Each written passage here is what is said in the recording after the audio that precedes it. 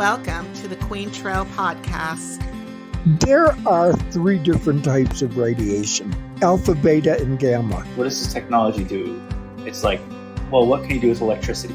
I just survived 30 years HIV positive. I'm certainly not going to let a little thing like a brain tumor derail me. When I got to 29 pounds, I was so tired, I just collapsed. Everything always goes back to being grounded and centered. It's a mecca for cycling, for sure. Struggle is the neutralizing force. And I said, there it is. This is the right family. I got like cold chills. And it's one lone oak tree right in the middle of the trail. It's beautiful.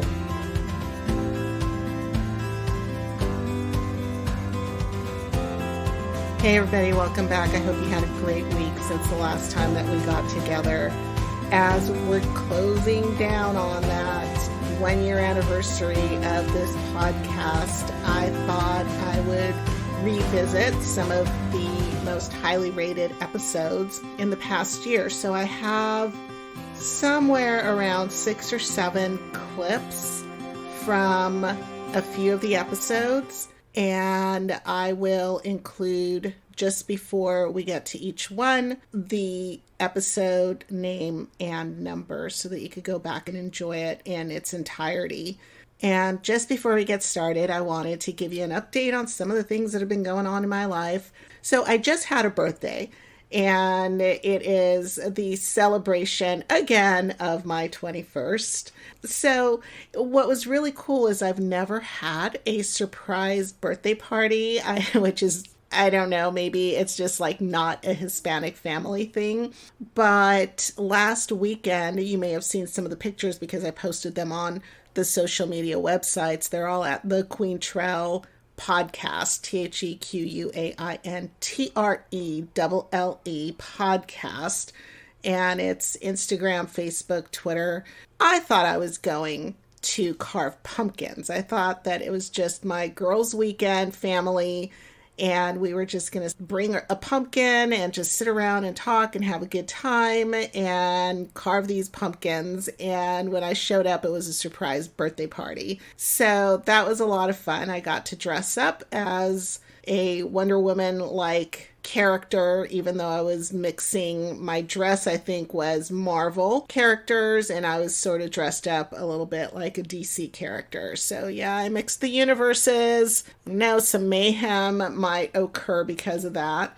And yesterday I spent the day at Tanaka Farms, which is in Irvine. Had such a great time. One of my good friends, Robin, and her mom, Kathy, went with me, and she got me this farm to table tour, and you walk around, pick vegetables, whatever's in season, come back, and they serve you this fantastic meal. Well, of course, just as we were getting there, I saw the tractor pulling people, and I said, oh my God, I want to do that. So we got a tractor pulling tour as well, and we got to pick a second load of vegetables. So the haul that came home was really big. It was Japanese turnips, kale, scallions, and cilantro. And believe it or not, for the foodie that I am, I have tried turnips before. I've just never made them. So I made turnip, potato, carrot, and leek soup, which was really good with coconut cream in it. Oh my God, it's delicious, and it's even better today. Fun fact on turnips is that if you listen to episode 5 with Jenny Ruiz,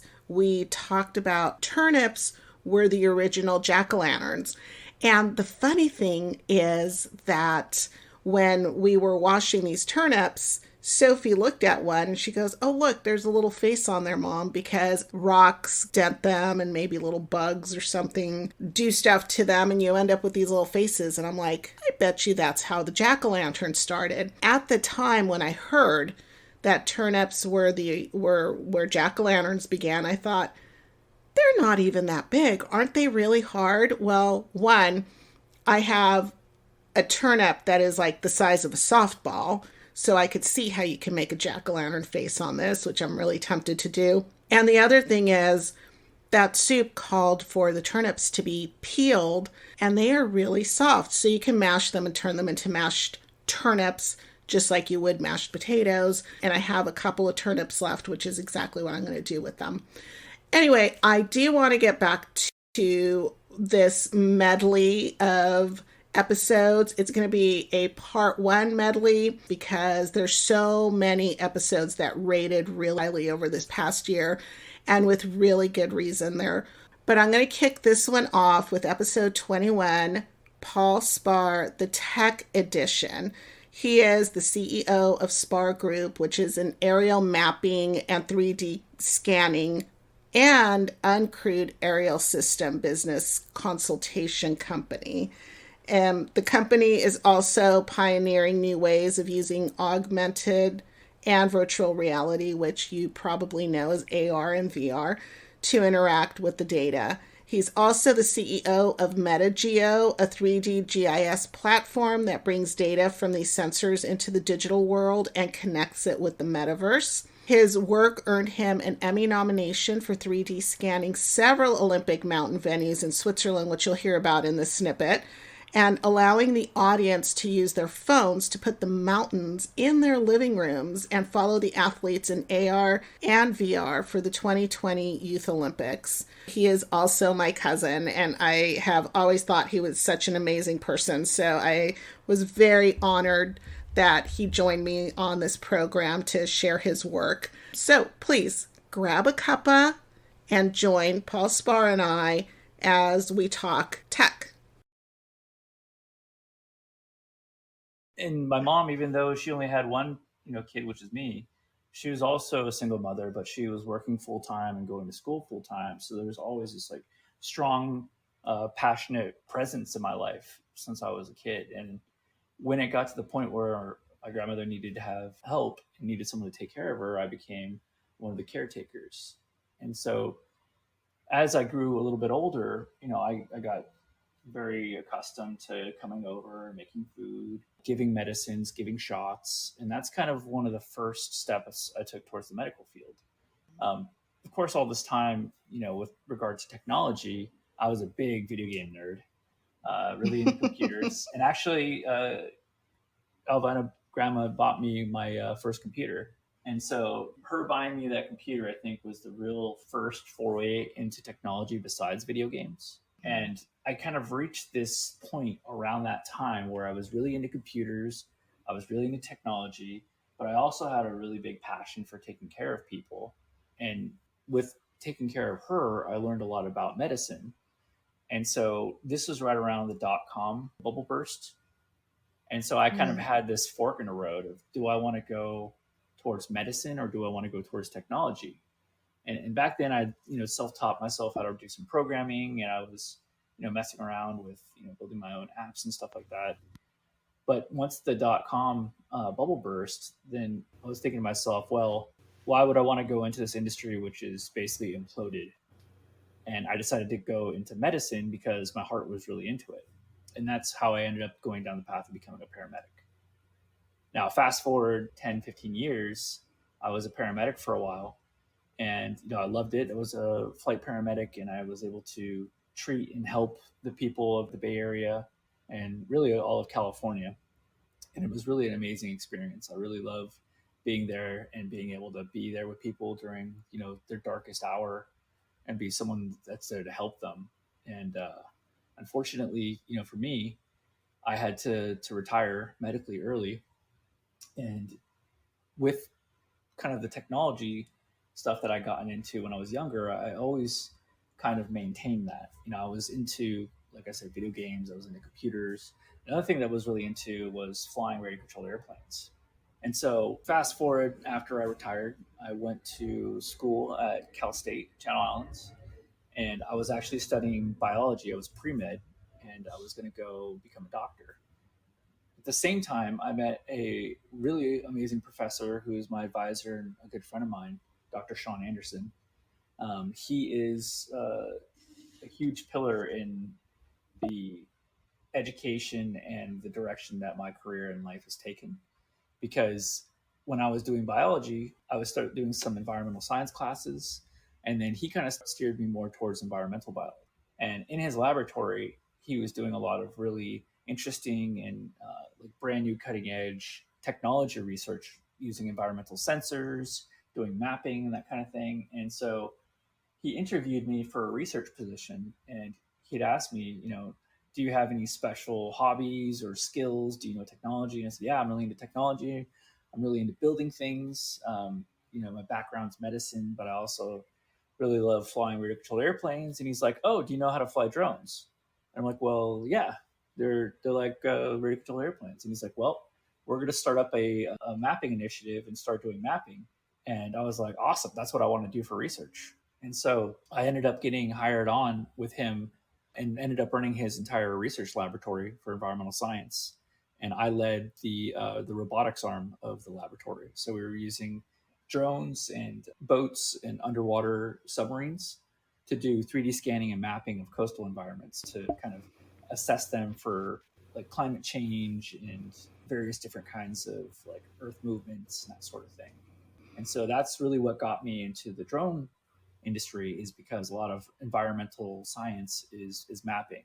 So you take drones or aircraft or satellites, and they have cameras or 3D scanners or special sensors, and it allows you to kind of understand the shape of the environment. Sometimes there's different kinds of sensors that allow you to tell the chemical content. So if you're looking at vegetation, you can look at the health. There's like thermal cameras where you can look at moisture content, and it's got a lot of applications in the commercial world. And that got me picked up by a company called Pix4D, which is a photogrammetry company. And photogrammetry is making 3D scans with images. And so I went to San Francisco and started working at a big startup, and that led me to working at Intel Corporation.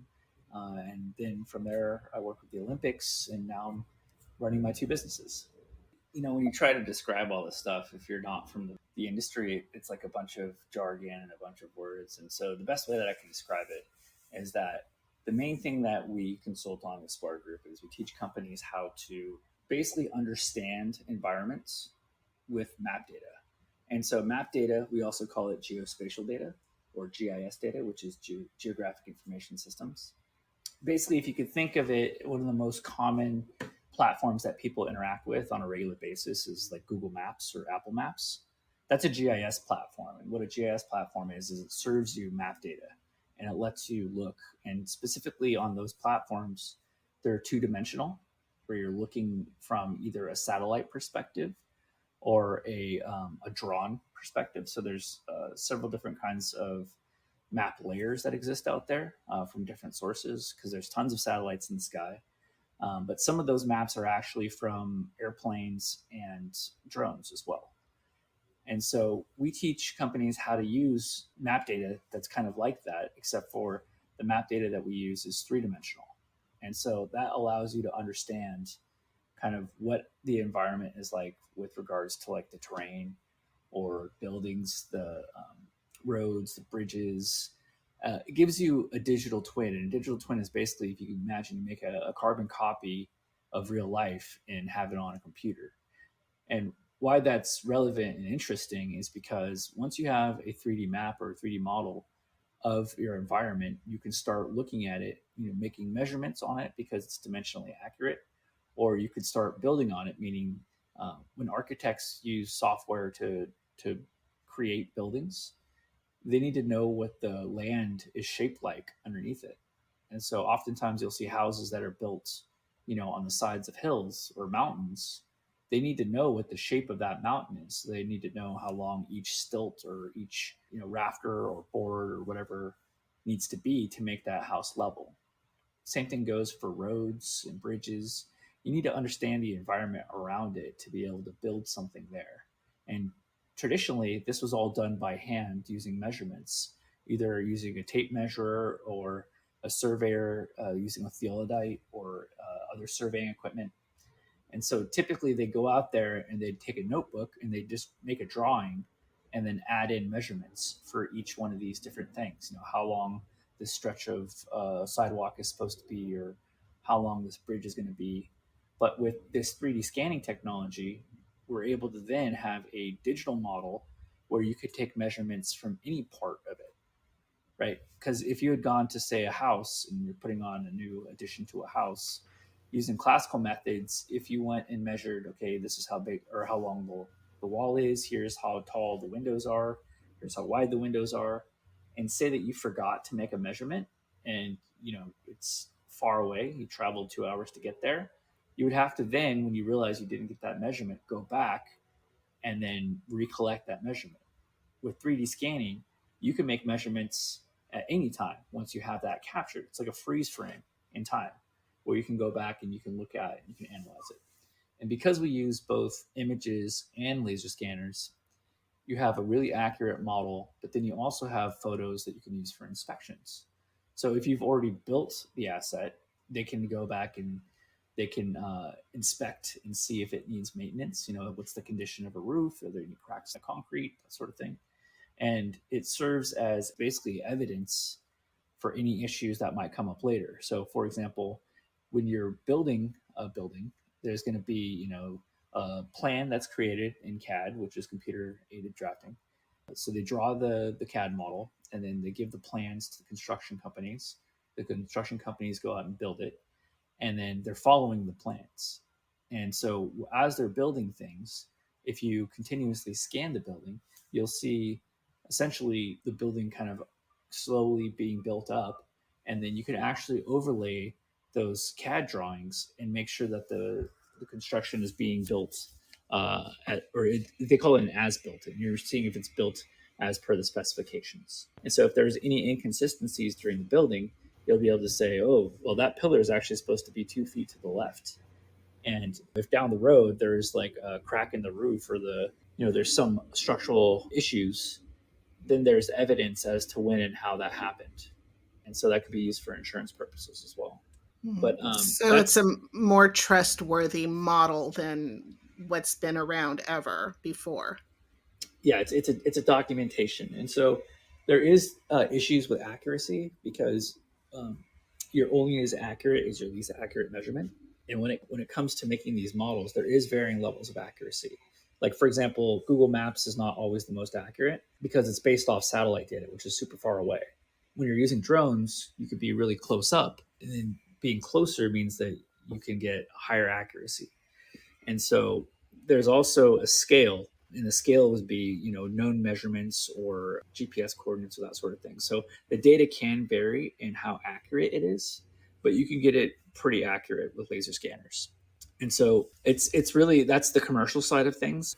On the video game side of things, the 3D maps that are created using photogrammetry and LiDAR. So photogrammetry, again, is making 3D scans using photos. And actually, let me explain that a little bit further. Photogrammetry is basically you take photos from lots of different positions, and then you can use it much like your eyes work. So what happens is you have 2 eyes, right? And those are like 2 different cameras. And so if you look out in front of you at, whatever's in front of you, your keyboard or your can of LaCroix or whatever, you have depth perception. So you understand how far it is. And if you want to reach out and grab it, your brain is actually using the 2 images, so one from the left eye, one from the right eye, and then triangulating the distance to that object in front of you because your brain knows the distance between your eyes. So it's really doing triangle calculation. Now, if you think about having a drone or having an airplane or satellites, and you have multiple photos from multiple different positions, now instead of having 2 eyes, you have hundreds, if not thousands of eyes of which to triangulate the location of every pixel in each image. And so from that, you can essentially take each photo and have a depth for each photo, which allows you to make a 3D model from that. And so that 3D model is how we basically create an understanding of an environment. And if we're going to be using this kind of model in mapping applications, we're really concerned with the accuracy. But in the video game side, these models are actually the same format.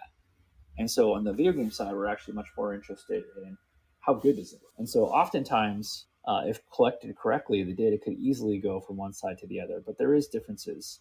And so I kind of specialize in both because I started off in the mapping side, but as I started working more with the data, I started having different organizations like movie studios, video game companies, virtual reality companies come to me and say, hey, we see that you're doing these kinds of things. Could we use these 3D models to, say, create a virtual movie set that we could blow up a building in a special effects software and then not actually have to do that? Because they would not only have to go in and draw those things by hand. And so it saves the artist a lot of time because you can 3D scan huge amounts of areas that they would have to normally actually manually draw for both movies and for video games. And so it gives them a lot of flexibility and saves them a lot of time. Now, there is a bit of an issue because the scanners have so much resolution that when you try to bring them into video games, the models are so big that games almost can't use them. So you have to do a lot of optimization to make them work, just because these files are absolutely huge when they're made. So one of the problems is that getting this kind of map data from one place to another, it oftentimes requires like sending a hard drive to somebody because of how much data there is. And so for video games, especially with VR and augmented reality, those are devices that show you, images, and they're usually headsets, and not all of the headsets have a computer attached to them. So they're not working with like super high powered computers. So you have to downscale the models without making them look bad and be able to be processed on the computers that are on these headsets. And so the whole thing with the mapping kind of bled over into the virtual reality space for me, specifically when I was working for the Olympics, and we created an augmented reality app. So for those who don't know what virtual reality and augmented reality is, augmented reality means that you put on a pair of glasses or some sort of go between your eyes in real life. And so with augmented reality, if you have your phone and it's got a camera on it, what you could do is, if anybody's familiar with a video game called Pokemon Go, you've seen this before. The kid turns on the camera on the phone, and then you look at your phone screen, and then you'll see, what's there in real life, but then they'll put images on top of real life. Like in Pokemon Go, there'll be like a little cartoon monster jumping around, on top of your carpet or table or whatever. And so that's considered to be augmented reality. You're putting something that's not there on top of reality. And then virtual reality is where you put on a headset and you completely escape reality. You have screens inside of a headset, and they have two different screens, and they show you two different images. Again, that's kind of like the depth perception. So you see the two slightly offset images, and that gives you the perception of 3D.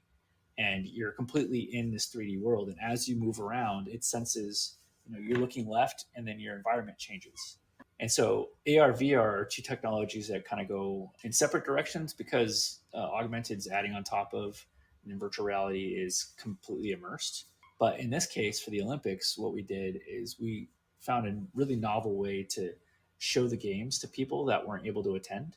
What we did is we went to 4 different mountain venues in Switzerland, and this was for the 2020 Youth Olympic Games. And we 3D scanned these mountains with drones, took those models, and we used photogrammetry. We processed them into really photorealistic maps of the area.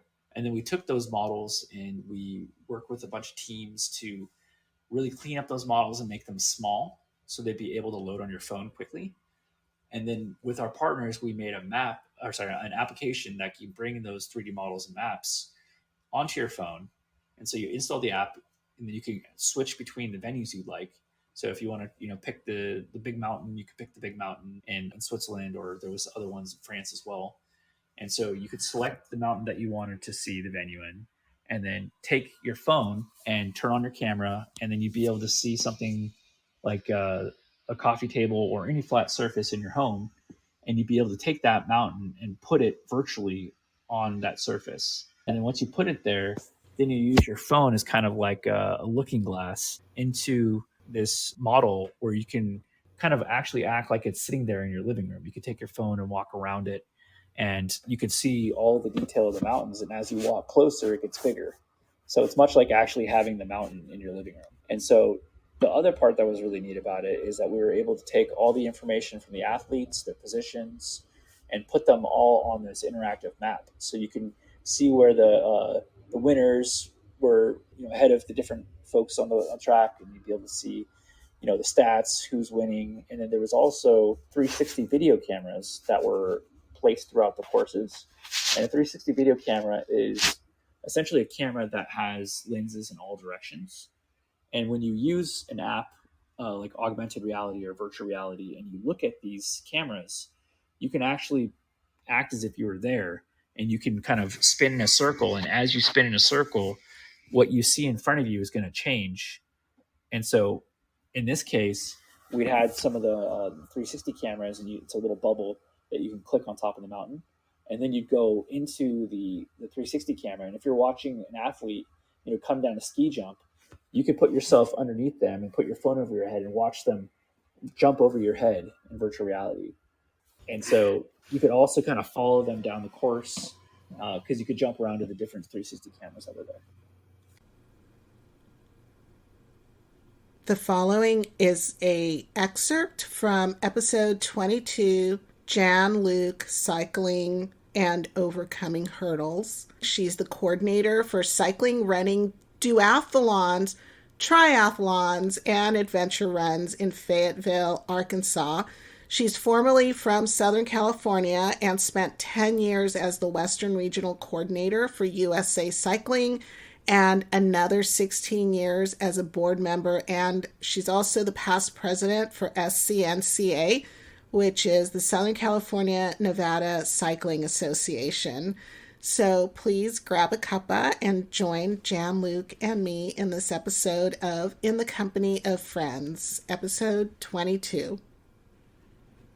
I was hired as the assistant manager, food and beverage manager, and our chef was very much into cycling.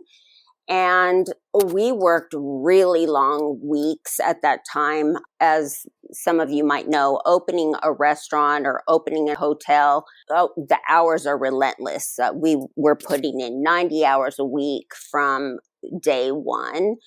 And that's what he did to kind of, get rid of the stress. And he invited me on a ride one day, and I had a bike and we went for a ride and I got hooked. And he was very much into bike racing.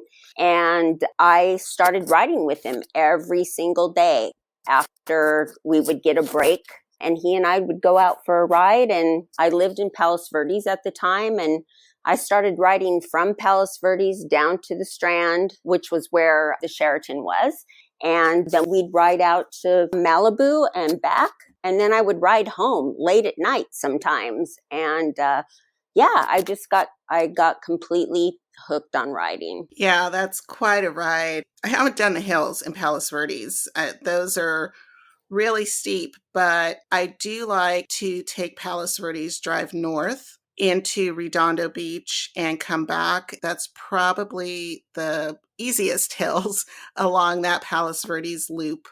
In fact, I prefer it because if you go on to the Strand or any of the other beach paths, there's a lot of pedestrian traffic. There's dogs, there's kids that are running across. You have to really watch out for a lot. Sometimes there's radio controlled cars that are crossing the bike path. So that's really such a great ride. And Malibu back to Palos Verdes, how many miles is that? I think like it was 24 from Palos Verdes there and then back. So 50 miles. Nice. Yeah. And it's always great when you get introduced to a sport by somebody who is an enthusiast of the sport themselves. Oh, absolutely. And it was funny because our sous chef also started riding with us. So then we had a group, which was really fun. I rode every day.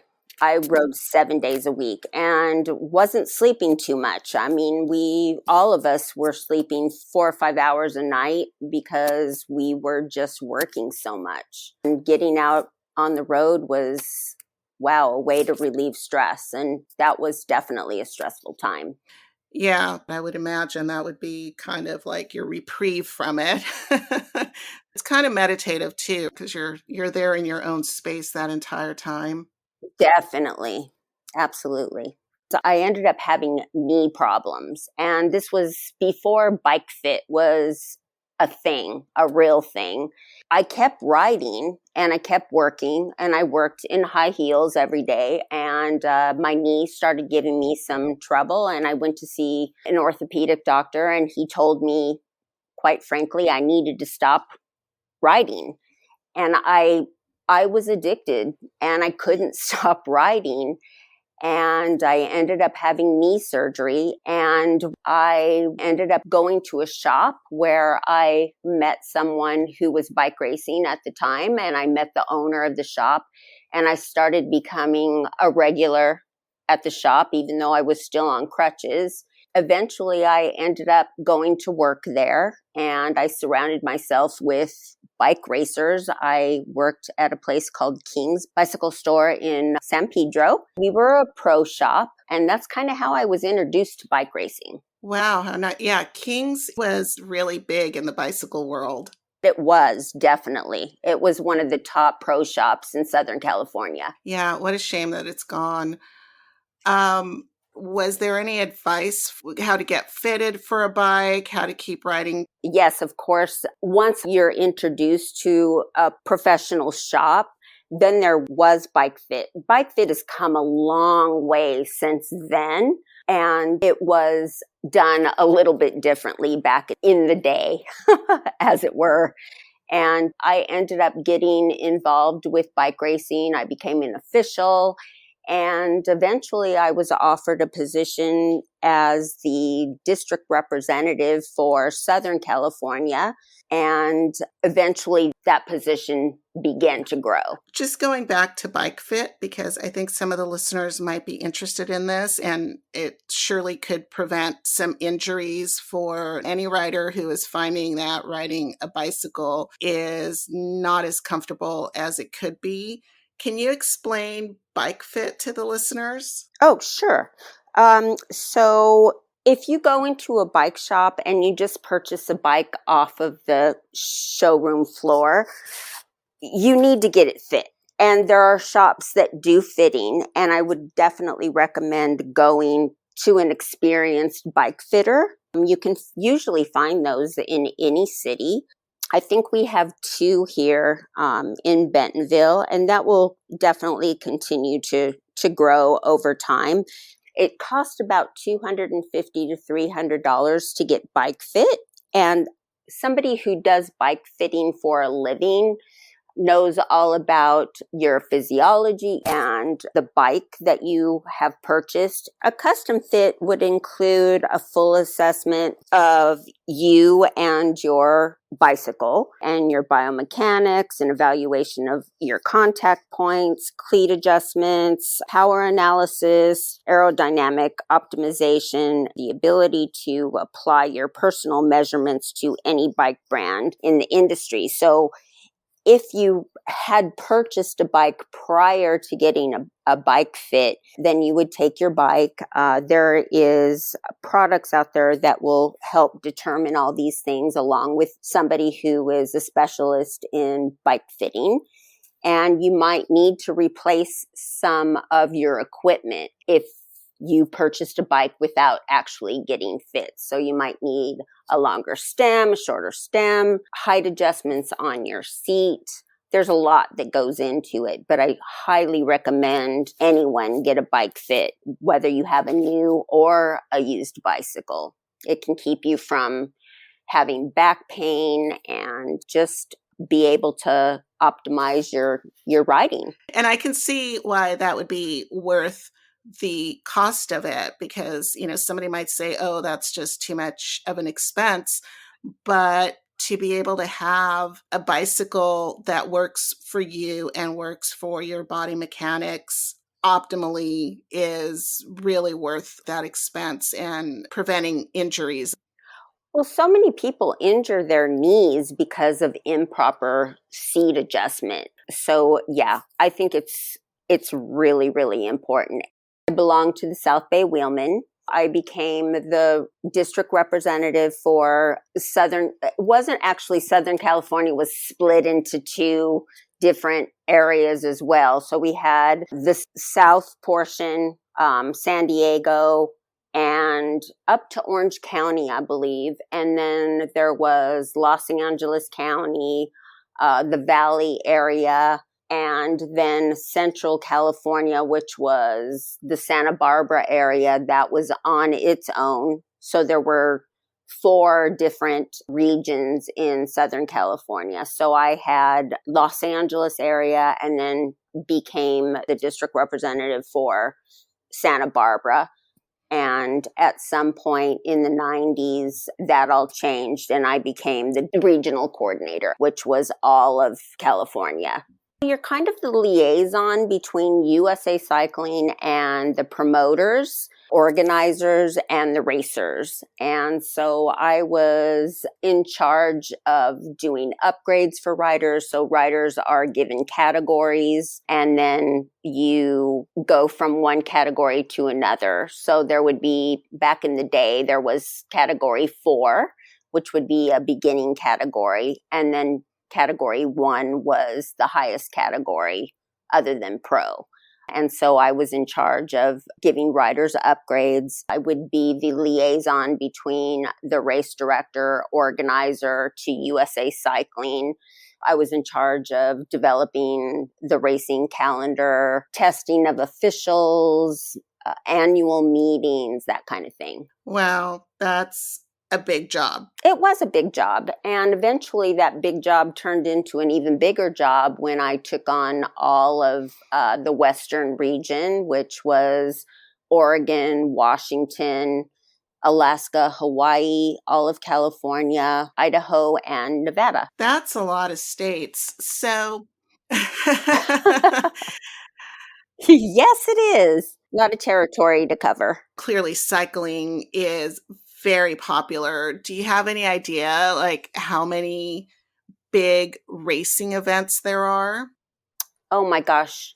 Today, there aren't nearly the number that there were back in the 80s and 90s. The 80s and 90s, I call it the golden age of bike racing. Since COVID, especially, and since the Lance Armstrong era, racing has gone the other direction. But we're seeing a comeback now with new events taking place. There are some issues, though, about road racing because it's very difficult these days to get permits in order to have a road event. Criterium racing has become the standard, really, just because closing down roads to have a bike race is very difficult. Yeah, I imagine with insurance and the distance that you have to have an actual solid race. I mean, you can't just close down a couple of blocks. You have to close down miles. And residents don't want to be inconvenienced. And so it has become a real issue for organizers to find a place to have a road race. I would imagine because you're also competing with marathons, which will also close down roads.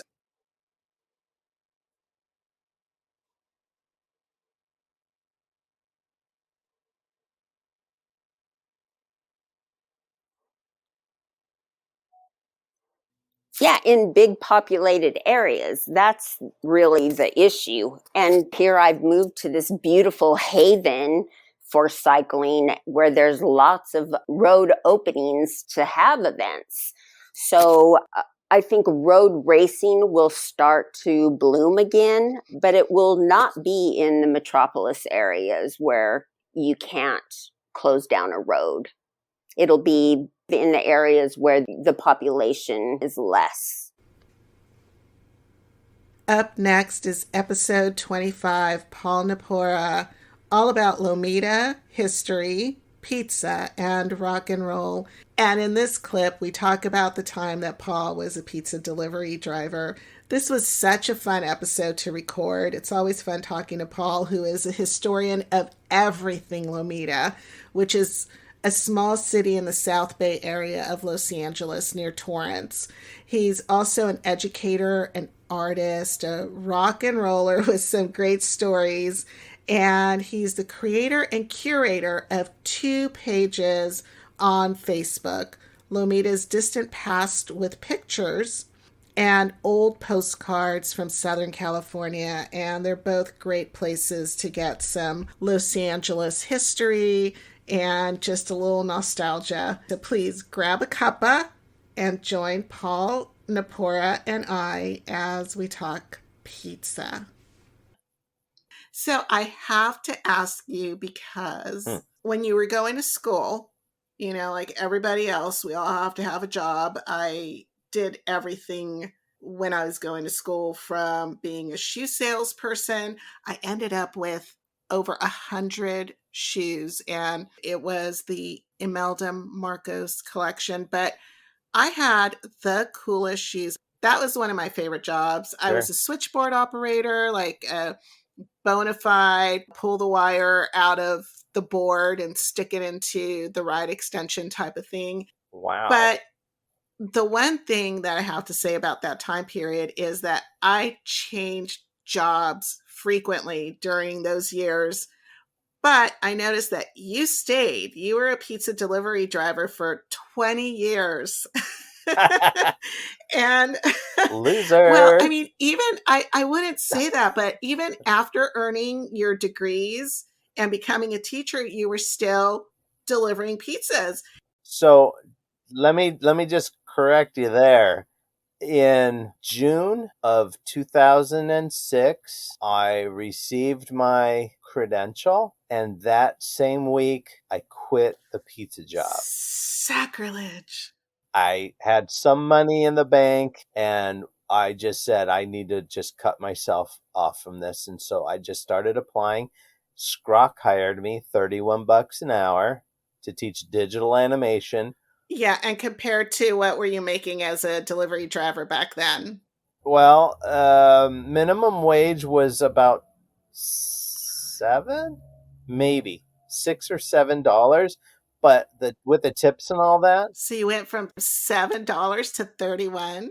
Right, but with all the tips junk, I always made more than $20 an hour. Take home was most of it, but going from pizza delivery to $31 an hour was a big step. And before that even happened, I got hired to teach ceramics for the summer. So that was my very first contract. It began right after school got out. So June 2006. Wow, that must have been glorious. That was so cool. So I had the confidence. I quit the pizza place. Nice. And I have never since, and I've been gone from there for 16 years, I guess. I have not had a pizza since. Okay, so do you like pizza? I do. What's your favorite toppings? I like vegetables. Not too many because I don't like a wet pizza, but just vegetables. Yum. Yeah. I'm trying to think of what my favorite is. I think I really do like vegetables too, but every once in a while I will throw some sausage on there. I do like a good barbecue chicken pizza. Yeah. We used to experiment with all sorts of stuff. We'd make breakfast pizzas. There's all sorts of weird things.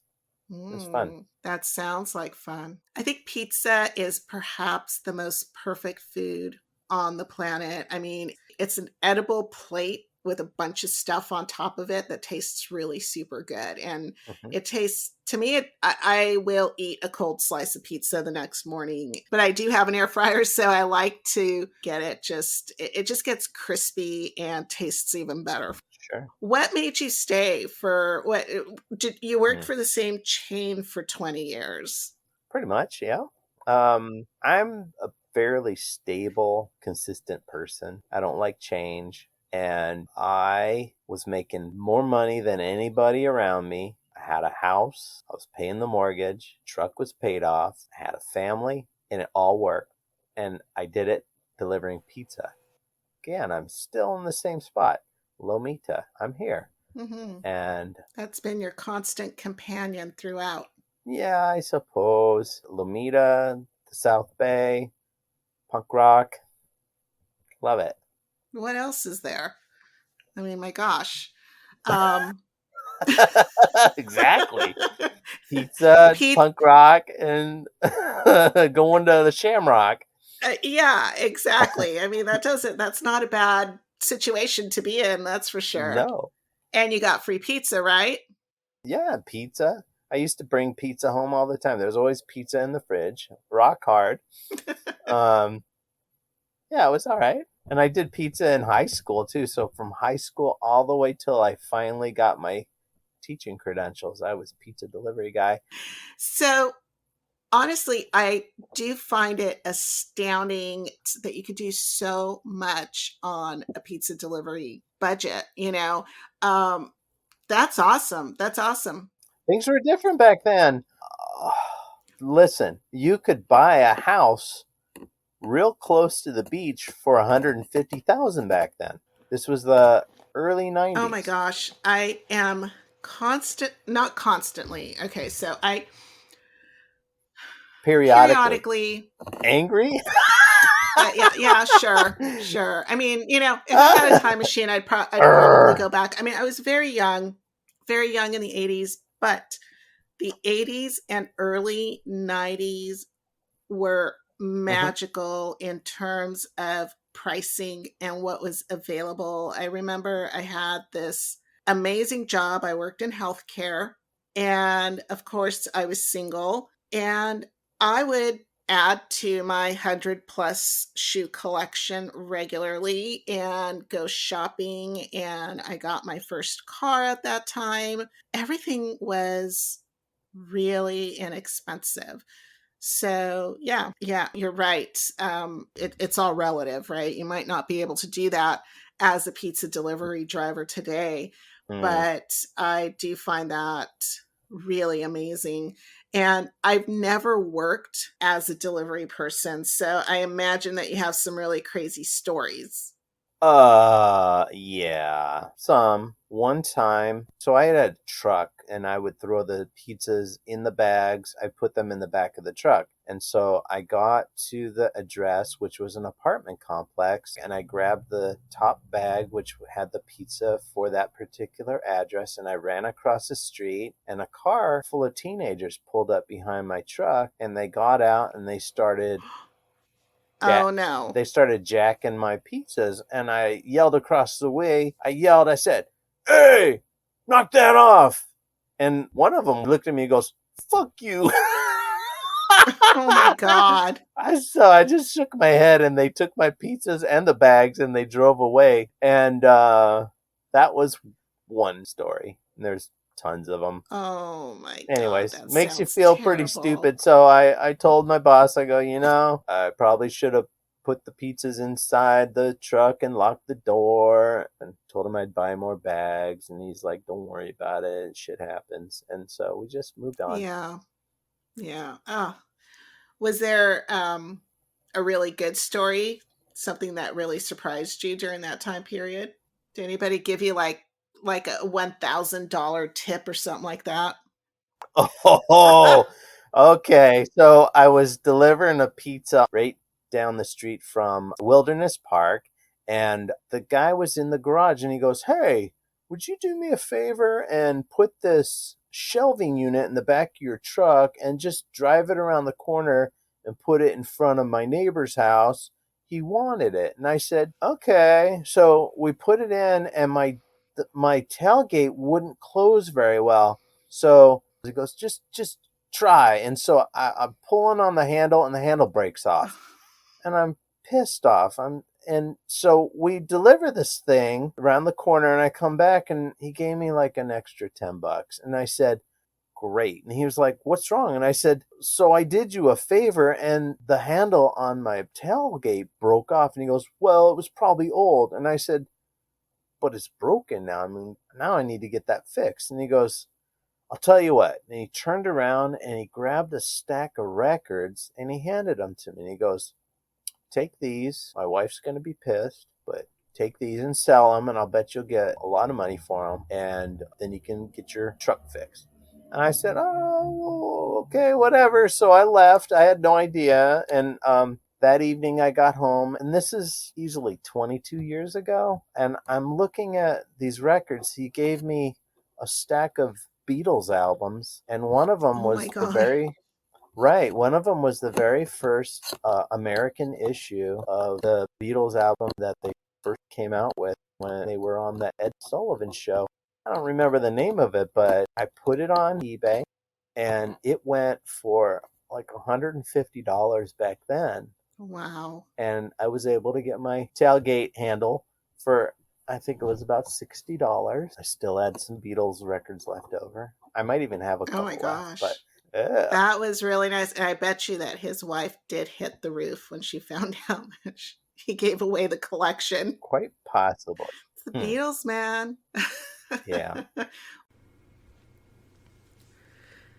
This next clip comes from episode 26, Danny Miguel, the filmmaker edition. Danny Miguel is a filmmaker, a director, producer, editor, and a good friend of mine. He is the entire film package, and in this clip, he's going to talk about the filmmaking process along with some great stories about the art of cinematography.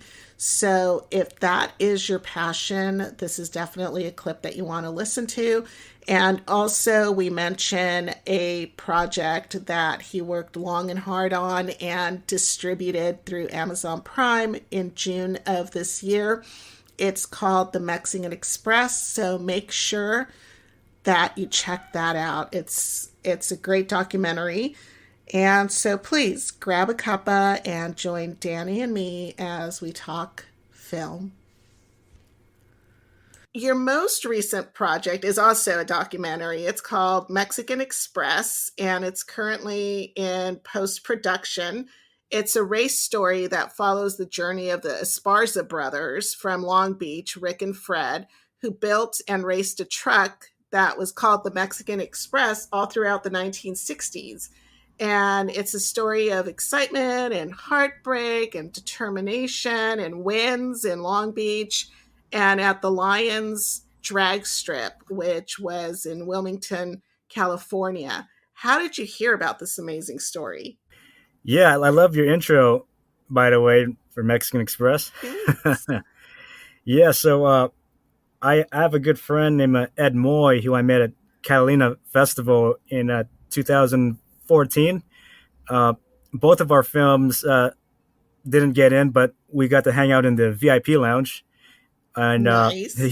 He submitted a film called Aviatrix, which eventually got awards in preceding festivals, including Culver City. And he supported my film, like Discredit.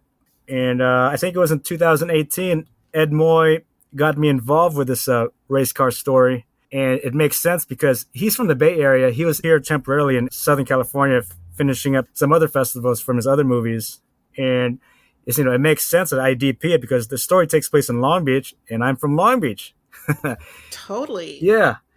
So, I kept it in the back of my head, and let's overlap it with one of Anthony's fights in 2017 in Palm Springs. One of the guy who we're going to film for Mexican Express, he lives in Palm Springs, Rick Esparza. He's the youngest brother of Fred Esparza, the owner of the Mexican Express. So I meet Rick for the first time at the Agua Casino. My first time, really meeting Rick. And he tells me, I'm excited you're going to shoot it. He's also from West Long Beach, which is where I grew up. Basically 10 blocks from my house. No way. Yeah. Did you live in the same neighborhood at the same time? No, I think he moved in 1996. So yeah, kind of around the same time. Yeah, because I got here in 1982, and he left in 1996. Yeah, and I thought it was amazing. I had no idea he was from the West Side. You just when you know, okay, I'm going to be working with this guy for a while. That's super cool. And I also get the sense that the film has some elements from The World's Fastest Indian, which is a phenomenal film, and Ford versus Ferrari in there.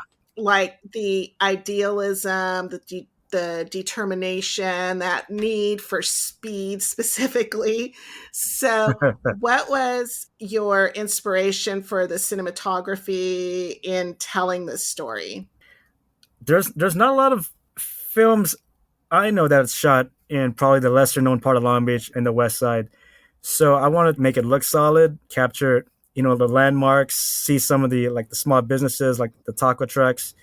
And then the main artery, the historic artery of West Long Beach is Santa Fe Avenue, which stretches all the way to the Port of Long Beach. So I wanted to make sure, I wanted to show where these brothers grew up, from their neighborhood to the market where they found the race truck, to the Lions drag strip, what it used to be at the time, which is a container field now, and then driving down Santa Fe Avenue, ending at Rick's school, where he got into a lot of trouble. So just kind of filming a day in the life. Yeah, he was a troublemaker.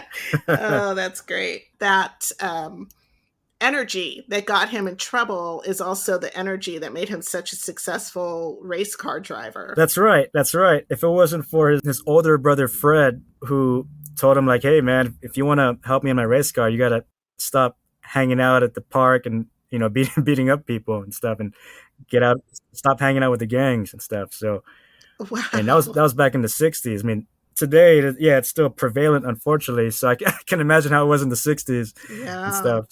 So it's kind of like a saving grace for him. Yeah. That's amazing. So you shot and you directed and you edited the film. On this, I mean, it seems like there's a lot of driving, a lot of action. There's also the interviewing process. What did you find to be the challenges of this film? Yeah, I like when you bring up the word challenges, especially 3 challenges. I guess the one of the main challenges was when we were editing it, we'll shoot here and there, edit, go back and shoot some more and edit, just try to like really craft the piece. And I remember I showed one of the cut in the later stages. I showed it to Ed. At this point, Ed Moy was already a consultant. We both co-directed on the first day, and gradually he gave that project to me. So that's another interesting fact. But I guess to answer the first challenge was really trying to make sure it wasn't too information driven, because I know for the families, they will enjoy it. The friends will enjoy it. But how can we really make this appeal to the masses? And so Ed told me to, go back to the coverage overview, get out index cards, write, okay, act 1, act 2, act 3. What's really going to be the driving force? How are we going to keep making it engaging, but still making it breathe each time? And he sent me like ton of movies, ton of documentaries. I got a lot of awards.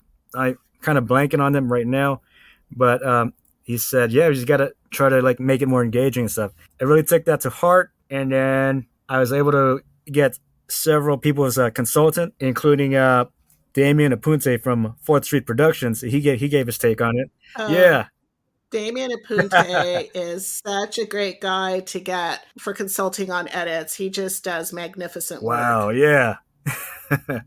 Yeah, that's awesome. So he was a big part of it, as well as the back to the cinematography question. He was great in capturing a lot of the aerial stuff in the film as well. Nice.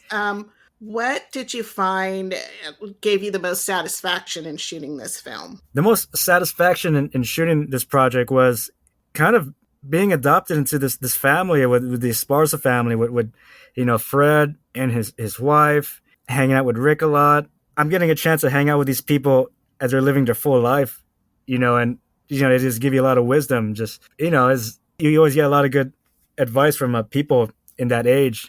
It was one of those projects where it found me, and I became really appreciated as the years went on. I got more excited, like with every edit, like how can I make this much better? How can I make this much better?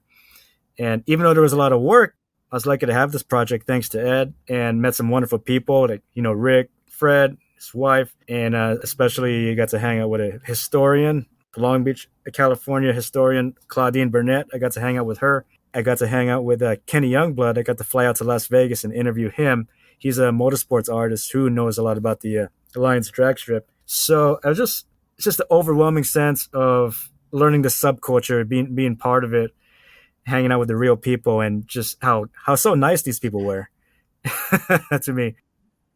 Yeah, it's got a lot of nostalgia to it and excitement too at the same time, just, rich in history and personalities as well from the racers and everybody that was involved in it. It's going to be on Amazon Prime. We want to have it simultaneously having a couple of screenings at special venues. One is the Long Beach Public Library, and we have some other car museums in mind. I think it's going to be an outstanding film. You've got a kid who's kind of hanging out with gangs, and you've got somebody else, his brother finds his car, they come together. Like, it's just all this unexpected stuff that ends up being this big, giant, amazing story. So I'm really excited. Thank you. There's something like I wanted to say about, I'll kind of rewind a bit, but I like how we're still on the topic of documentaries. Something I really enjoyed, if I'm comparing the two, something that that I have in common is kind of like in fiction when you're working with like amazing actors, and documentary when I'm filming and interviewing like the real people and their professions and how they grew up. It's just it's the same excitement. And you know this as an interviewer with your program as well. I always just get good energy from people, and you'll be surprised how a lot of people like to talk about themselves and their experiences, and it's just so rich. And that's what I love about just working with in documentaries and narrative. I see that that commonality, or that same energy, whether it be actors or real people. I just love that energy. For sure, there is this great energy that's there about getting the story directly from the source and hearing the excitement in a person's voice. It's so raw and realistic and relatable, just on the edge of your seat listening. So for sure, that's always really awesome. Yeah. And you probably have a lot of those experiences yourself, meeting so many people and interviewing them. I do. I really enjoy listening to people tell the story of their lives. There's always something really interesting. There's always something to take away from it. It's just a great way of connecting with people and also validating that your experiences really are everybody's experiences, and just learning how somebody else got through something similar is just really kind of magical to me. Oh, wow. Didn't you do a couple of TED Talks too? No, I haven't done any TED Talks, but that would be so awesome. And I love human stories. And I think that you've got another project. At least I thought that's what I saw, is that you've got an upcoming project that's also a documentary, and it's untitled right now. Oh, yeah. Thank you for looking that up. That's kind of going to be one of my. It might be the next one, or it might be the second project going back into the narrative realm. Oh, okay. Yeah, this was a screenplay I developed. I think it was in 2016. It's a road trip story that takes place right a coastal town by Highway 101. I submitted the screenplay to the Oaxaca Film Festival in 2018. They accepted it as one of the finalists, as one of many finalists, which was basically an invitation to have it reviewed within a roundtable. A key scene from the script, you're going to pitch your story in front of a good amount of people. After the festival, someone's going to call you and give you a kind of one-on-one, like, here's what we can do, here's how we can change the structure, give it from another industry pro. And that's what happened. And it was an amazing experience. So this was like, if I were to compare it to Chautauqua International in New York, they were both equally amazing experiences. Chautauqua, I got the silver award for this credit. This one, I didn't get an award, but I got a lot of feedback. It was a head start for this screenplay, and it just felt good taking that little step to get somewhere in the door to see where this screenplay is going. Kind of like in Discredit, when I decided to start location scouting at the Civic Center, this was a nice step for, okay, let's see where this bigger screenplay, much more bigger than Discredit, will take me if I take the first step. That's a little bit of a nail biter too, because you have to do that in front of so many people, and it's just an idea, and it just often feels like it's just an idea among thousands of really good ideas, because you have to be really good at your craft to get into a lot of these festivals. So I know that that's a little bit nerve-wracking, but I think you went to Oaxaca. That's right. Didn't Yeah. Yeah, what an amazing trip. Like, that's the best souvenir ever that you could get from anything. And some of the friendliest people there. I really felt like they sincerely want us to have a good time. It was it was great. Yeah. I love that. Oh, the food. Yeah, and the food. Oh my gosh. Yeah, Oaxacan food is really delicious, amazing food. I actually have a story about that. This is ages ago. I was a very picky eater, which means that I basically pretty much ate nothing. But we ended up going to Mexico with this couple, and we stopped at a restaurant that was pretty amazing. And the guy, Jesus, that we were with knew everybody in this restaurant and everybody in this town. And so he didn't even order off the menu. He was just ordering all of this different food that was coming to the table. And they made like fresh guacamole on the side. It just very elaborate entertainment type of, kind of like when you go to Benihana's or something and the chefs are back there just, chopping stuff up and the knives are flying and they catch them and that sort of thing. And so here's this guacamole being made at the table side, and I didn't like guacamole. I bet you that was the best guacamole in the world. I love guacamole now. So I didn't eat the guacamole, and, he was a little bit just kind of concerned. And I said, no, don't worry about it. I just don't like guacamole. So he goes, well, you have to eat something. I'm going to order something special for you. And I'm going, no, don't order me anything special. And he's like, no. I really need you to eat something. So I said, well, what did you order? He goes, it's a surprise. You're going to love it. He was so excited to order something very special for me. And I was terrified.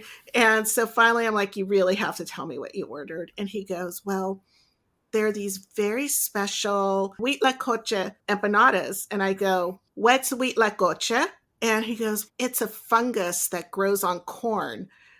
Those were his exact words. And I'm thinking to myself, oh my God, I can't believe that he just ordered me fungus that grows on corn. This sounds horrible.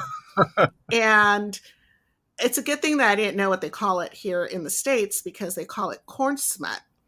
And it is a fungus, and supposedly it ruins the corn, but in Mexico and the Oaxaca areas and many areas of Mexico, they eat this. It's basically a mushroom. So here comes this platter of empanadas, and I'm thinking, I can't say no because everybody's looking at me. I cut into one of them, and it was just like this river of blackness that came out of the middle of this empanada, and I thought I was going to die, but I did take a deep breath. I steeled my courage and I took a bite. It was the most delicious thing that I had ever tried in my entire life. And it was, oh, geez.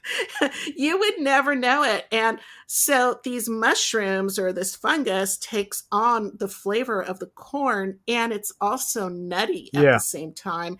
And they mixed it up with some cheese, which is why it was like this black river coming out of this empanada. So it was like cheese and mushrooms and this essence of corn, and phenomenal stuff. So they do have very good cuisine there. That's for sure. Wow.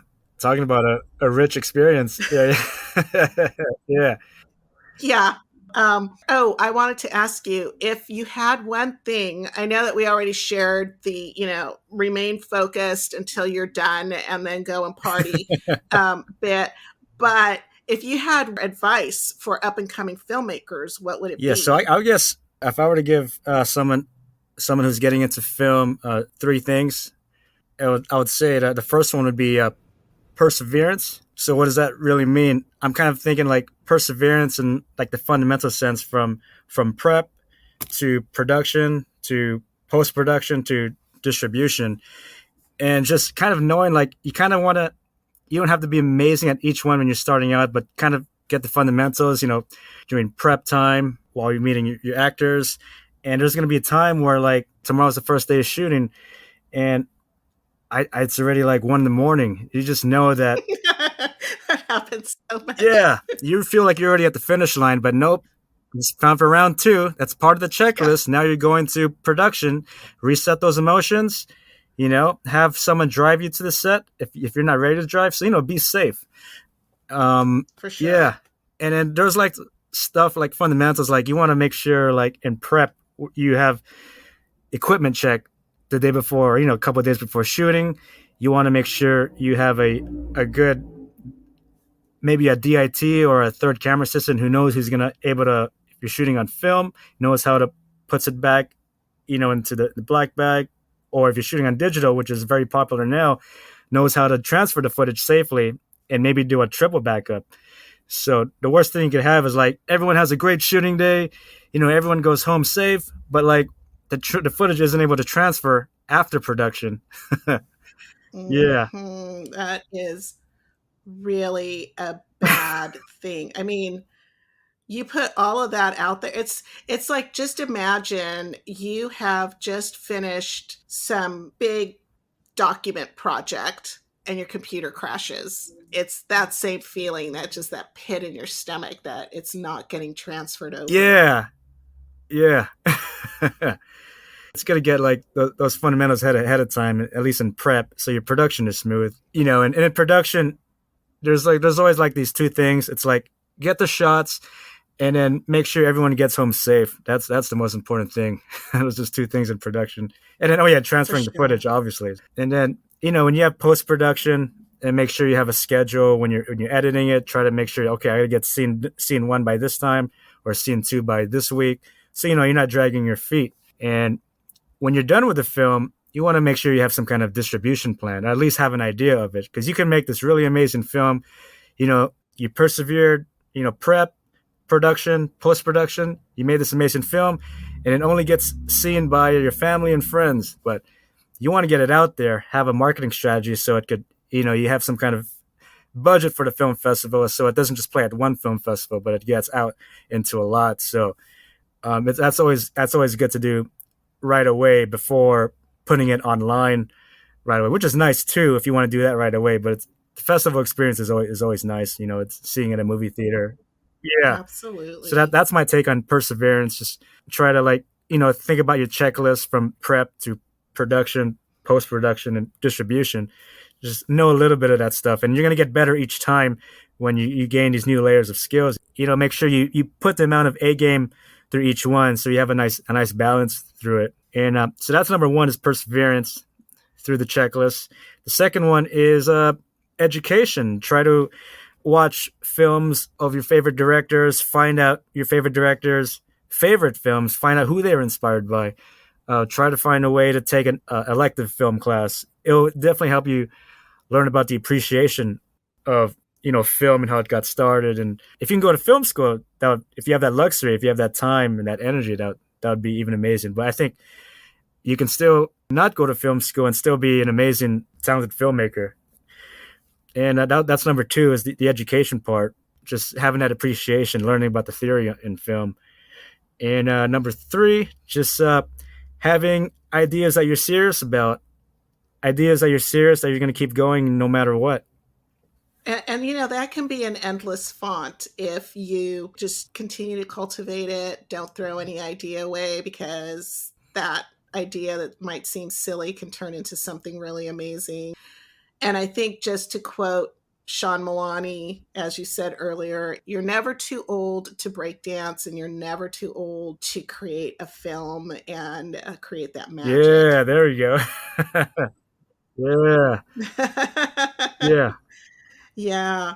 So when you're making films, I love all of that advice. I mean, that is really thorough, really good advice for any up-and-coming filmmaker. What do you, Danny, Miguel, hope to impart to your audience when you're making films? What is your goal in creating this really amazing media to transport people into another world for a Thank you. while? I like how you said transport. It's just, this is what we do as filmmakers. Yeah, I love that word. Yeah.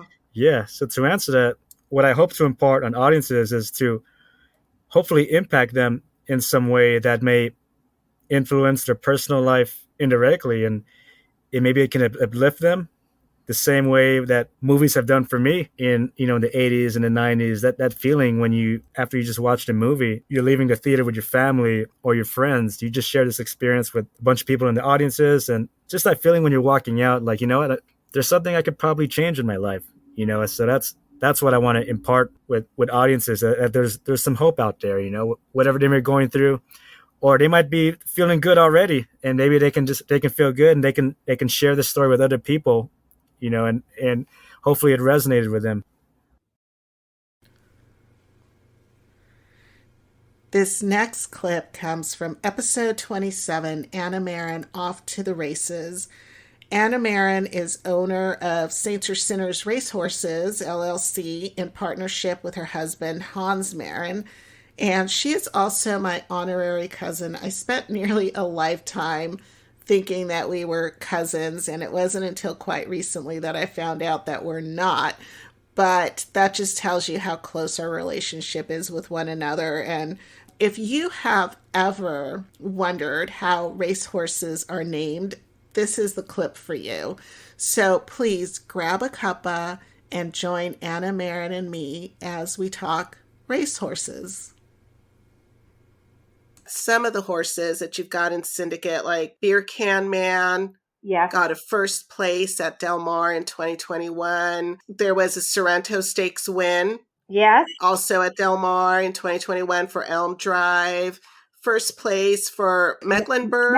Yes. Mecklenburg at the Golden Gate Fields, where Hans liked to go to so often in his youth. Exactly. And there was a third place for Strong Light at Churchill Downs, the same track where the Kentucky Derby takes place. Yes.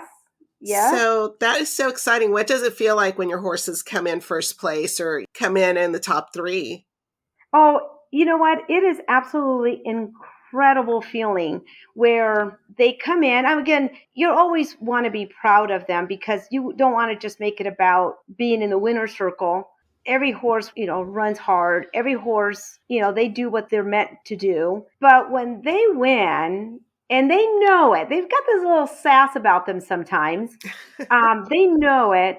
It is just such an amazing feeling because you know that everything that goes behind the scenes, all the workers, all the groomers, the exercise riders, the trainers, just everybody there are doing their best to keep that horse in top-notch condition, right?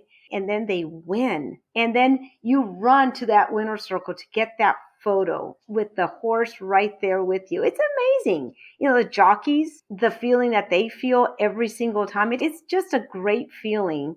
Sadly, because we have horses in the East Coast and in the West Coast, not always can we go to every race and see them win. Sometimes I post things like that. We're watching it from the hotel room, a race, because we're somewhere else. Or Hans has stopped in the middle of the road and pull over to the side just to watch a race because it means every race means so much to him. It doesn't matter the amount. It just means you invest a lot.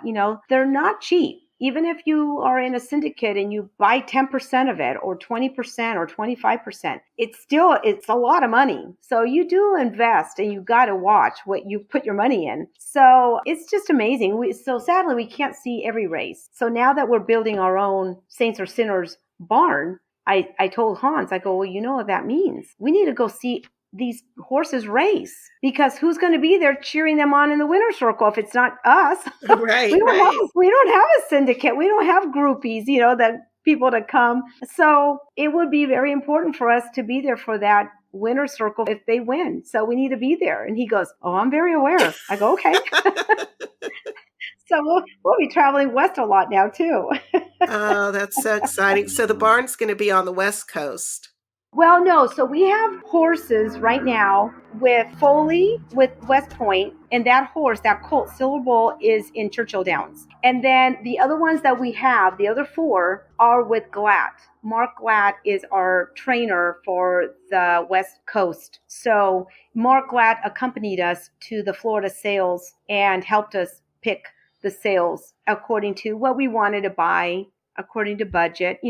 We are a lot like Eric Reed, Rich Strike's trainer. In one of the interviews, he says, I'm not about the $1 million horses. I'm just about the low ones. And Hans has always said, I don't get into those high price horses. And I'm not saying it's lower end, but our first horse that we bought at the Florida sales, it hasn't been named yet. We're still waiting on that. It was $50,000. So we're not going to be the folks that buy $1 million horse. We would rather use that and just buy a spread because we believe, just like Eric Reed, look at Rich Strike. That horse was claimed for $30,000. That is our mentality too. Like you don't have to have $1 million horse, to take you to the Derby or take you somewhere. To be a winner. Yeah, to be a winner. Yeah, exactly. Yeah. So we are of that belief. When I heard Eric Reed say that, I went, oh my God, that's exactly what Hans has been saying this whole time. That's why he kind of wanted to go on his own, because he goes, I can go and say, I want to buy that horse. Maybe others don't see much hope in it, but Hans does. So, we could be right, we could be wrong, but that's the name of the game. It's anyone's game, right? Basically, after Rich Strike, everyone says that now. It's everyone's game. Exactly. It is. Yeah. It is. You never know. And, something interesting that I wanted to get to is that you said that first horse that you purchased is not named yet. Yes. And there's a lot of tradition in naming racehorses. You name them by their pedigree or their bloodline, their lineage, historical meaning of the dam or the sire, which in non-industry speak is the parents. So is that why it's not named yet? You're still going through all of that research? Great question. So many people ask us that all the time. How do horses get these weird names or crazy names or whatever? So I'll give you an example. Yes. First, to answer that one question, we have to submit it to the Jockey Club, who authorizes or approves the names of the horses. They go through to make sure you're not duplicating someone's name. So you do submit it, and it's waiting for approval. So 2 of our horses are waiting for approvals that we've named. The one horse named Howbeit, all one word, was already named when we claimed him. So that's his name. So let me take you to the process of Jackson Traveler. He is Steve Asmussen, who is a well-renowned trainer, also trains Epicenter, who'll be racing in this Saturday's Preakness. Epicenter also ran in the Derby, came second. So Jackson Traveler has a great trainer. We're with West Point Syndicate with Jackson Traveler. They said, would you guys like to name this horse? And we had a grandson who was born too early at 24 weeks and passed away at 7 weeks. And we always told our daughter that if we ever could name a horse, we would name it after baby Jackson. So now comes this opportunity, and we're supposed to name this horse. And we were told the pedigree comes from, it's a Munnings horse, is what we were told. Munnings. And I'm thinking, well, what is Munning? I had no idea. Well, I started researching Munnings and where the name came from. Way back in like 1917 to the 1950s. There was a painter, a horse painter named Alfred Munnings. Somewhere along that line back in the day, someone named their horse Munnings after Alfred Munnings. And so that's how it's known now. It's a Munnings horse. And a lot of times you'll see when they call the daddy, they'll say it's a Munnings horse. And you just go, oh, okay. But a lot of people don't know what that means. I had to research it. So I said Munning, and he's a horse painter. Okay, so I went that angle, and I started researching all the paintings that Alfred Munnings did, if he ever named one named Jackson, just by chance. Nope, didn't get that one. But I did see where he painted a horse called Traveler.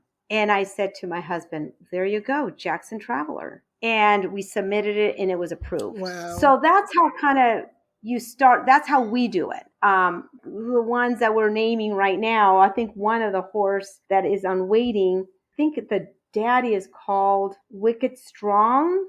And so Hans had a lot of fun trying to name that one. I'll tell you, I'll do a spoiler alert. We don't know which one got approved, but we submitted Devilish Desire and Saintly Strong. Oh my God, I love that.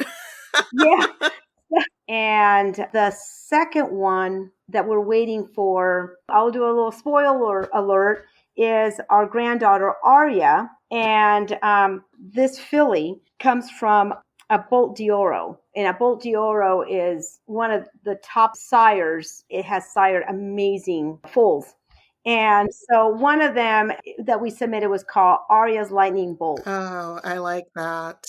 Yeah.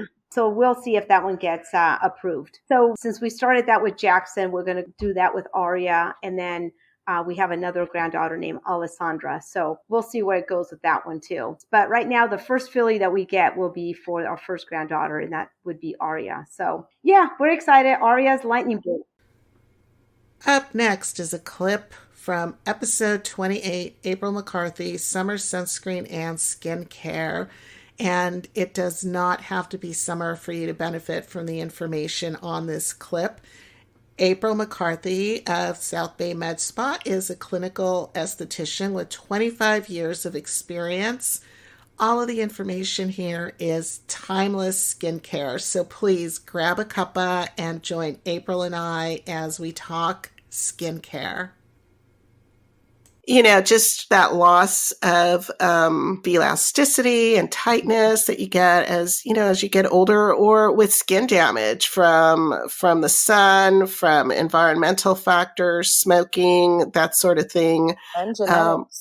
And genetics. Yeah, it's nice that these procedures are available. And one of my goals with skincare, like Medi-Spa level skincare specifically, is to destigmatize the idea that it is a luxury or an extreme, because I also want to address the costs in comparison, especially to what women spend annually in terms of skincare products and cosmetics. According to a 2021 report, and I'll put the links in the show notes, in 2020, the cosmetics industry was valued at $483 billion, and it's expected to rise to $716 billion by 2025. And it's estimated that the average American woman spends around $3,800 annually on beauty products alone. Honestly, that's no surprise considering that a tube that's less than an ounce of anti-wrinkle eye serum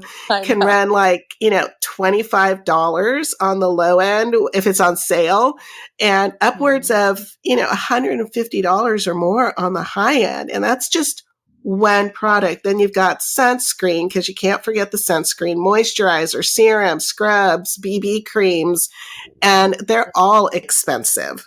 Yeah, it's overwhelming as well, because there are thousands of different skincare brands on the market, and it can be very fad, like, oh, this brand right now is so popular, but nobody really knows why. It could be because they're advertising or the bottles are cute.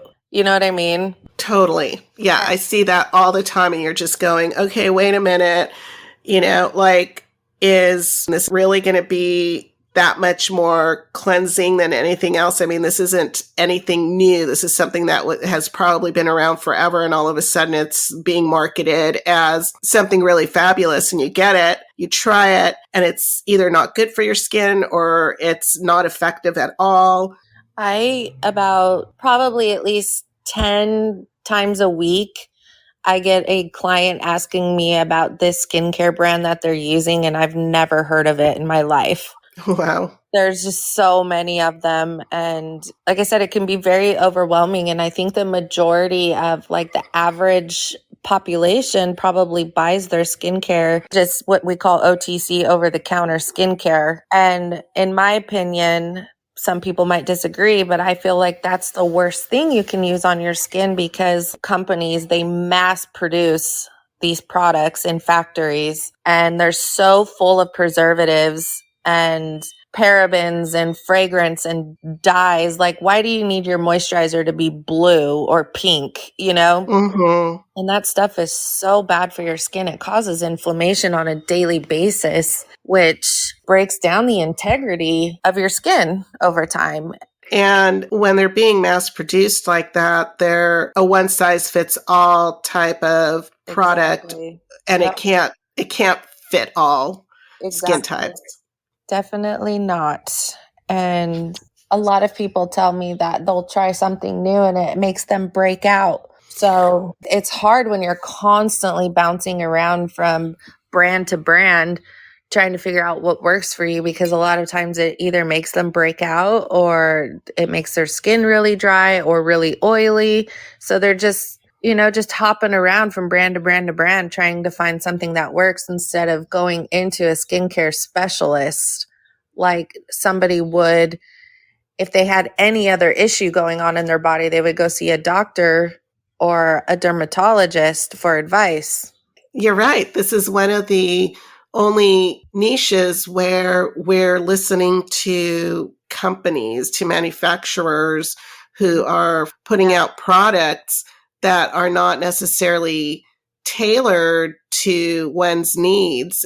Exactly. And a lot of times I found too over the years, especially with acne, not just teenage acne or, acne in your 20s, but adult acne. A lot of times that is either caused by a hormonal imbalance or some sort of food allergy. Yeah. So many times, I have people come in and they're like, I've tried everything under the sun and I still have acne. I've been on Accutane. I've been on retinol. As soon as I get off of it, it comes back, blah, blah, blah. And I'm like, go get a hormone test, go get a food allergy test. I had one gentleman in particular could not figure it out. I sent him to go get a food allergy test, and come to find out, he's highly sensitive to an enzyme in cheese. He cut cheese out of his diet and his acne went away. And then, home care skincare is 90% of your regimen as far as your healthy skin, because that's something you're using every single day, as opposed to coming into the office for your treatment once a month or once every 3 months or however often you get in there. So what you have at home is really what's keeping your skin the healthiest. And we come to the last clip of this episode. It is from episode 29, Melanie Morose Edelstein, Read All About It. She is a librarian and information specialist, a news journalist, and an Emmy Award-winning television news producer. She's also the current writer for Palos Verdes magazine and the CEO and personal historian of Legends and Legacies, which is a personal history service. So please grab a cuppa and join Melanie Morose Edelstein and me as we talk news. I wanted to be like an actress. And my dad said, I'm not going to send you to college to be an actress. No way. That can't be your major. So I thought, I love to read. I knew I was a good reader and a good writer. And I was like, okay, well, I could go into journalism. Maybe I'll be like a reporter. I could be on camera. Yeah. Right? That was like my 18-year-old self thinking. Okay, I'll go into that because it takes no math. I don't want to have anything to do with any degree that has any math in it because it cannot add, and I don't understand numbers. So I was like, okay, no math.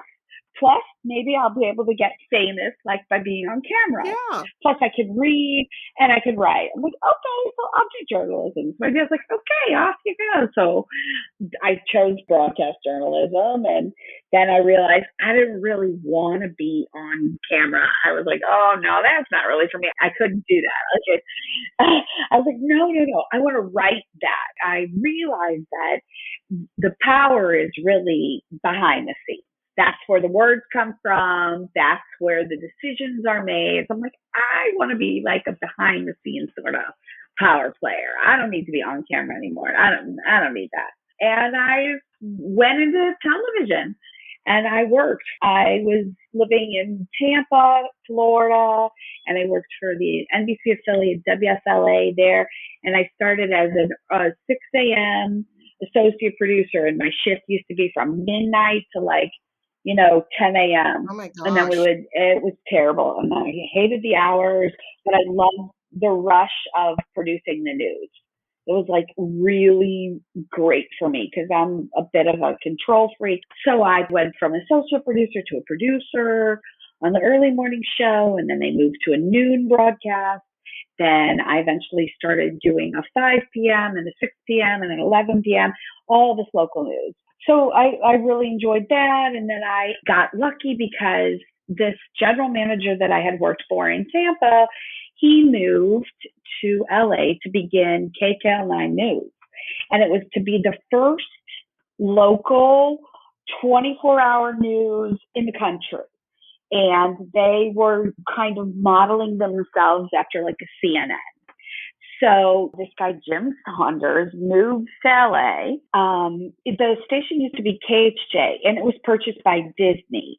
And Disney hired Jim Saunders to build like this revolutionary television studio, news production palace type of thing. So Jim went around the country and plucked around all the people that he knew, and he hired me. He said, come to LA and produce for me. I was like, okay, I'm on the way. Here we go. And they moved me. And so I worked for Disney. So it was like the golden years. So they moved me across the country, lock, stock, and barrel. They wined and dined me. It was like, oh like my a God, fairy tale. maybe I will be famous after all. So they found me a location person who helped me find my own place. Anyway, they really treated me well. I came to work for KCAL. I was in the very first class of hires, and they were located on the Paramount lot. And we had 2 sound stages that they had converted into make our newsroom and studio spaces in there. And so I lived right on the corner of Hollywood Boulevard and Vine, and I could walk to the Paramount Studios, and I was like living the dream. It was great. I won a couple of Emmys working for them. It was tons of fun. It was amazing, good times, great success. My husband he was my boyfriend in Florida. I'm like, going to LA, see ya, love ya. And I'm like, so 6 months later, he's like, how is it out there? Should I come? I'm like, I don't know. It's great. Come if you want to. Don't come if you don't want to. Showed up. Wow. A couple of years later, we got married. Here we are 31 years later, still married. So KCAL was really fantastic. I mean, it was a really wonderful experience. 3 Emmy nominations, 1 win. What were there particular stories that drew the attention to your talents? I mean, I just think, I'm a good writer. Mm-hmm. And I worked for a guy, who really believed in me, who really liked me when I was young. And he was like a mentor kind of guy. He's like, I know you can do this, and I want you to come out here and do this. I got lucky because he was moving around and he got this KCAL thing. And I mean, it's about how talented you are. Certainly, I would never deny myself that, but it's a lot about what you know and how savvy are you. And, I got lucky. I don't know. It was great. I was fantastic. It was definitely a really cool, amazing situation until it wasn't. So I was working and rocking it, and I went from producer to an executive producer and to then field producing, where I was on the field. And my husband is a production sound engineer, so we're both in the same business, and got married and continued to work, and then had my first child, came back to work. I got pregnant with my second. And I had a full-time nanny at home. And I was paying her, the hours were absolutely insanity. I was working as an executive producer at that time. And when the news broke, you worked. I mean, it's not a business for the faint of heart. And it's really hard for a new mom. I'm have 2 kids. What am I doing? I'm on the freeway. I'm schlepping up to Burbank, and I'm traveling, chasing the news. And so is my husband. And 2 people in the same business, in this business, doesn't make for an easy marriage. And we were paying half of our salary to our nanny, who was at my house 12, 14 hours a day. And I was like, what am I doing? I don't know that I really want to do this anymore. I want to do something else. And then the universe intervened, because there was a job opening, and me and a man who I was hired with, he was in my class. We were hired at the exact same moment in time.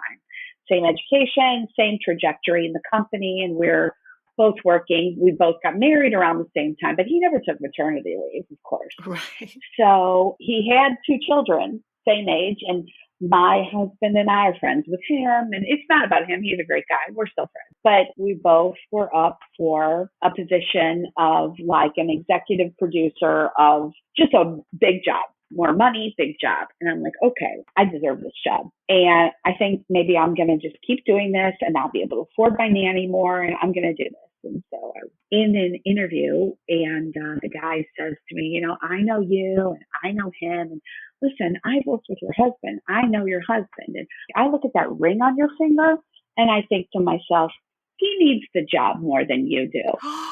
I was like, really? Oh. So it was a stunning blow.